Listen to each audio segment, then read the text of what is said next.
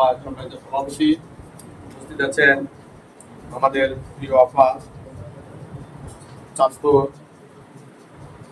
মাননীয় public prosecutor হিসেবে দায়িত্বে নিয়োজিত আছেন জনাব মনির রশিদ, উপস্থিত আছেন আমাদের সহকারী পুলিশ সুপার জনাব মাহির আসিফ, উপস্থিত আছেন নবাগত আমাদের এই কোর্টে যোগদান করেছেন জনাব সভাপতি সাহেব, উপস্থিত আছেন চাঁদপুর জেলা আইনজীবী সমিতির সম্মানিত সাধারণ সম্পাদক অ্যাডভোকেট ফয়সাল আহমেদ, জাকির হোসেন ফয়সাল, উপস্থিত আছেন আমাদের প্রিয় আইনজীবী সহকারী আইনজীবী সরকারি কৌশলী জিপি জনাব রাকিবুল হাসান রিপন, উপস্থিত আছেন অ্যাডভোকেট আমার বন্ধু এডিশনাল জিপি আবুল কালাম আজাদ, উপস্থিত আছেন এই অত্র কোর্টে আমাদের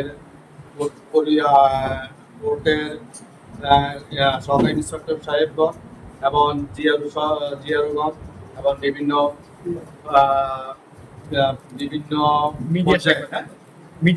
পর্যায়ের কনস্টেবলগণ এবং বিভিন্ন মিডিয়ার ভাইয়েরা, আসসালামু আলাইকুম। আসলে বিদায় সম্বর্ধনা এবং বদলিজনিত ব্যাপার, কিন্তু অত্যন্ত কষ্টের। আজকে শহীদুল্লাহ ভাই সম্পর্কে আমাদের অনেক অনেক কথা বলছে। আজকে শহীদুল্লাহ ভাই একজন ভালো মানুষ বিদায় সবাই ওনার গুণীকৃত দিয়েছে, সবাই ওনাকে একটাকে ভালো মানুষ হিসেবে চিহ্নিত করেছে। আজকে বিগত 5ই আগস্টের পর, আগস্ট যেদিন বিগত সরকার পদত্যাগ করবে, সারা বাংলাদেশের মধ্যে একটা উচ্ছৃঙ্খল, সারা বাংলাদেশের মধ্যে একটা বই আনন্দ মিছিল শুরু হয়েছে। তখন আমার মনে আছে, আমি কালীবাড়ির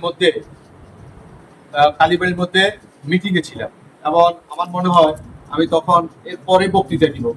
আমি বক্তৃতা দিতেছি, এমন সময় আমাকে শহীদুল্লাহ ভাই রিং দিয়ে বলছে যে আপনি কোথায়? আমি বলছি ভাই আমি তো কালীবাড়িতে, আপনি যদি এখানে না আসেন, কোর্টে না আসেন, তাহলে কোর্ট রক্ষা করা যাবে।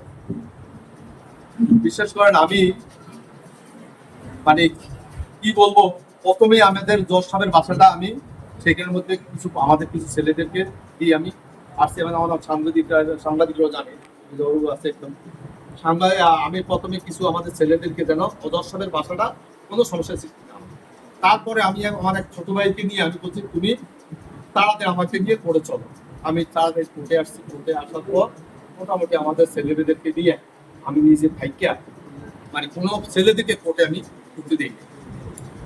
সর্বক্ষণিক শহীদুল্লাহ ভাই আমাকে মানে আমার সাথে ছিল, সর্বক্ষণিক আমার শহীদুল্লাহ ভাই আমার সাথে ছিল। যাক, ওনার আপ্রাণ চেষ্টায় আর আমাদের সহযোগিতায় আমরা কোর্টকে রক্ষা করতে পারছি।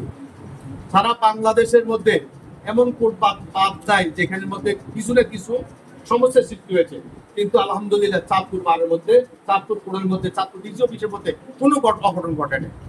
একমাত্র এটা আমি করবো শহীদুল্লাহ ভাইয়ের কারণে। আসলে শহীদুল্লাহ ভাই অনেক একজন ভালো মানুষ। আজকে এই যে শহীদুল্লাহ ভাই দীর্ঘ 4.5 বছর আমাদের এখানে আছে, কোন কোর্ট ইন্সপেক্টর 4.5 বছর এখানে চাকরি করতে পারে না, চাকরি থাকতে পারে না। শহীদুল্লাহ ভাই একজন ভালো মানুষ বিদায় 4.5 বছর আমাদের কোর্ট আঙ্গিনায় আমাদের সাথে কোনোদিন একটা টু শব্দ হয় নাই, একটা মন দিয়া মানে উনি রাগান্বিত হয়ে কোনোদিন কেউ সাথে একটা কথা বলছে কিনা এটা আমি সন্দেহ।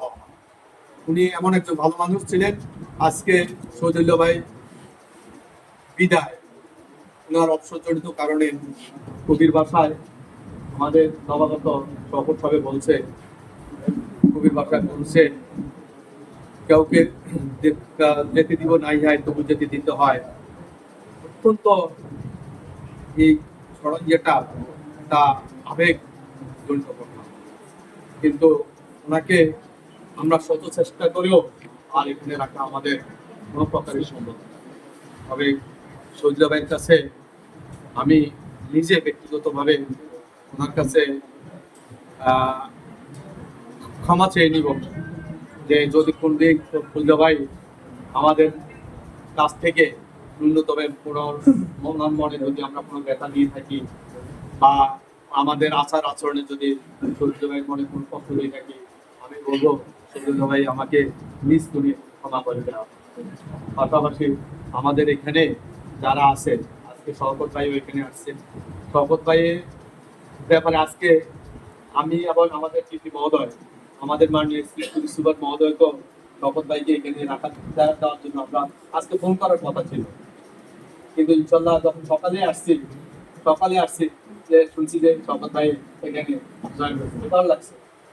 তাই আসলে শওকত ভাইও কথাবার্তা কালকে আমি ওনার সাথে কথা বলছি, উনি একজন ভালো মনের মানুষ এবং আজকে যিনি আমাদের অতিথি সরকারি পুলিশ সুপার ভালো মনের মানুষ। আমাদের এখানে যারা আছেন সবাই ভালো মনের মানুষ। আমি সবাইকে আমার চাঁদপুর জেলা আইনজীবী সমিতির পক্ষ থেকে ধন্যবাদ জ্ঞাপন করব যে আপনাদের সকল কর্মকাণ্ডে আপনারা সবাই শহীদুল্লাহ ভাইয়ের মতন এক একজন শহীদুল্লাহ ভাই থাকবেন এই আশা ব্যক্ত করে আমি আমার সংক্ষিপ্ত বক্তব্য শেষ করছি। সবাইকে ধন্যবাদ। আসসালামু আলাইকুম।